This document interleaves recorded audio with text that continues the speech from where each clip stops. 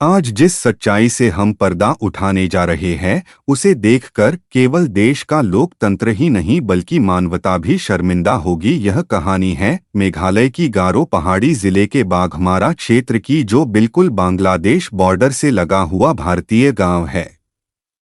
आदिवासी बहुसंख्यक आबादी रहती है और उनके अलावा यहाँ पर 5,500 के आसपास हिंदू आबादी रहती है, जो बांग्लादेश स्थापना के पहले से यहाँ रहते आ रहे हैं, परंतु अब धीरे धीरे वह पलायन के लिए मजबूर हो चुके हैं, क्योंकि इनके लिए यहाँ आगे कुआं पीछे खाई वाली समस्या खड़ी है। वह कैसे, तो सुनिए।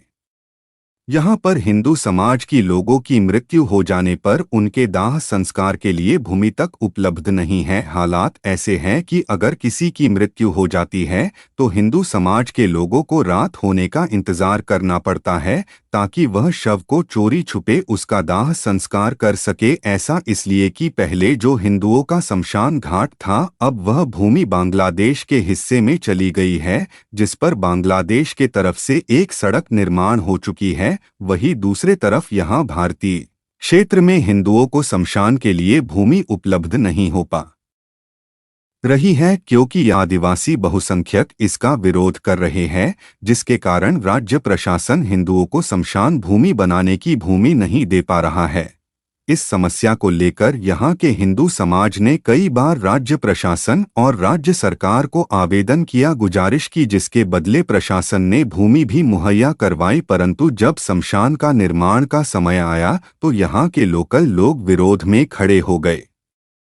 नाम न बताने के शर्त पर कुछ लोगों ने बताया कि मुख्यमंत्री ने भी यहाँ के हिंदुओं के लिए शमशान बनाने के लिए भूमि और राशि जारी की, परंतु स्थानीय आबादी के विरोध के कारण काम आगे नहीं बढ़ पाया। यहाँ के हिंदुओं ने बताया कि यहाँ के स्थानीय लोग उन्हें कहते हैं कि अगर शव को दफनाना होगा तो हम तुम्हें भूमि देंगे, मगर जलाने के लिए नहीं, क्योंकि इससे प्रदूषण होगा। थक हार कर अब यहाँ के हिंदुओं को अब सिमसंग नदी के किनारे, जो हिस्सा बांग्लादेश में पड़ता है, चोरी छुपे रात को जोखिम लेते हुए वही दाह संस्कार करना पड़ता है, क्योंकि बॉर्डर गार्ड बांग्लादेश उन्हें इसकी अनुमति नहीं देता कि वह बांग्लादेश की भूमि पर दाह संस्कार करे। इसलिए हिंदुओं को रात का इंतजार करना पड़ता है कि रात हो तो वह चुपचाप दाह संस्कार कर सके, क्योंकि बीजीबी की नजर पड़ी तो वह गोली भी चला सकते हैं, जिससे कई लोग मारे जा सकते हैं।